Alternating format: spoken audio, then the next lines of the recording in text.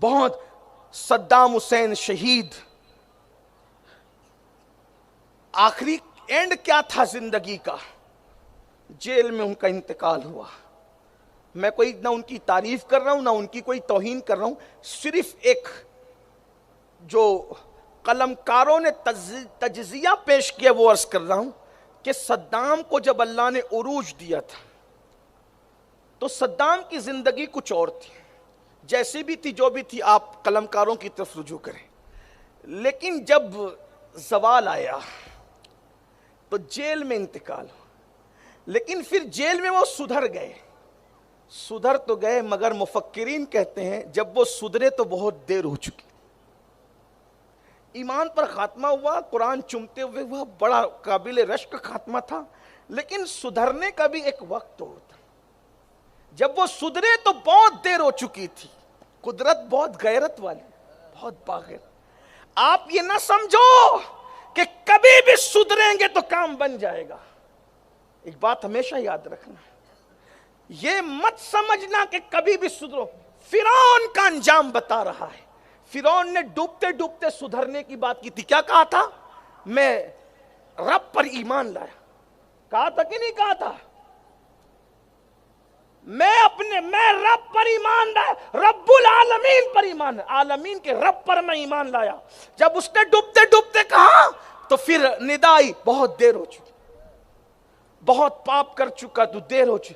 کچھ لوگوں کا مائنڈ یہ سیٹ ہو گیا ہے کہ ہم کبھی بھی پلٹیں گے تو قدرت ہمیں قبول کر ہی لے گی، بلکہ بعض لوگوں کی ذہنیت تو یہ دیکھی جا رہی کہ معاذ اللہ جیسے قدرت مجبور ہے، کچھ بھی کر کے پلٹو گے تو قبول کر لے گی۔ یاد رکھنا وہ رحمان ہے، رحیم ہے، ماں سے زیادہ مہربان ہے، سب سے زیادہ مہربان ہے، مگر وہ غیور بھی ہے۔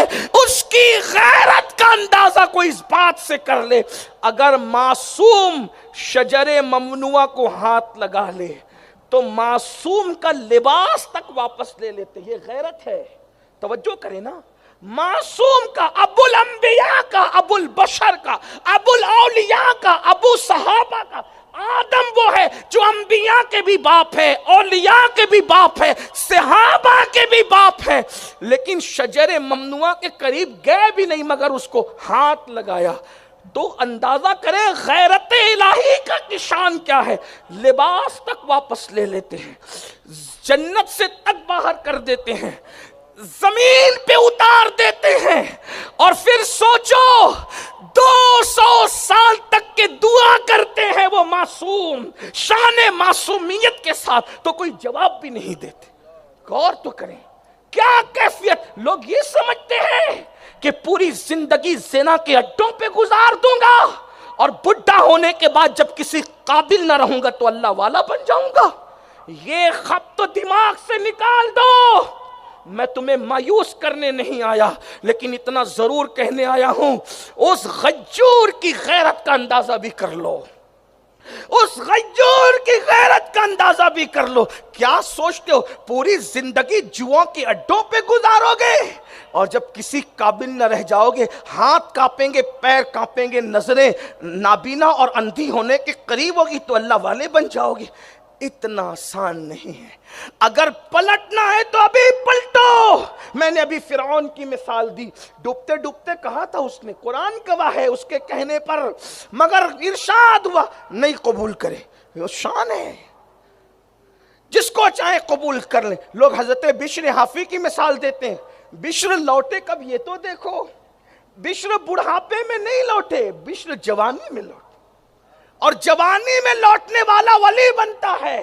بلکہ حدیث پاک میں آتا ہے جب کوئی جوان توبہ کرتا ہے تو 40 دن تک آسمان میں نور کی قندیلیں جلائی جاتی ہیں، اور فرشتے کہتے ہیں آج جوان نے توبہ کی ہے، اس کی خوشی میں نور کی قندیلیں جلائی۔ سبحان اللہ، سبحان اللہ۔ بشر حافی جوانی میں لوٹے، ذوالنون مصری جوانی میں لوٹے، ابراہیم ابن ادھم جوانی میں لوٹے، فضیل ابن عیاض جوانی میں لوٹے۔ جو جوانی میں لوٹے وہ ولایت کے تاجدار ہو گئے، اور جنہوں نے بڑھاپے میں لوٹنے کا منصوبہ کیا پھر موت نے ان کو لوٹنے کی مہلت ہی عطا نہیں فرمائی۔ اس لیے اللہ کے بندو، شکر کی رسی سے نعمتوں کو باندھو.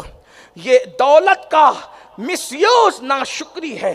یہ صرف ناشکری نہیں ہے کہ ہم بیمار ہیں، ہم غریب ہیں، یہ صرف ناشکری نہیں ہے. نعمتوں کا مس یوز کرنا، جیسے آنکھیں دی ہے، شکر یہ ہے کہ اس کو صحیح جگہ پہ استعمال کرو. آنکھ سے علماء کی زیارت کرو، ثواب ملے گا. آنکھ سے ولیوں کی زیارت کرو. جو ولی کی زیارت کرے تو اس کو نبی کی زیارت کا فیض نصیب ہوتا ہے. جو ولی سے مصافحہ کرے اس کو رسول اللہ سے مصافحے کا فیض نصیب ہوتا ہے. کرو.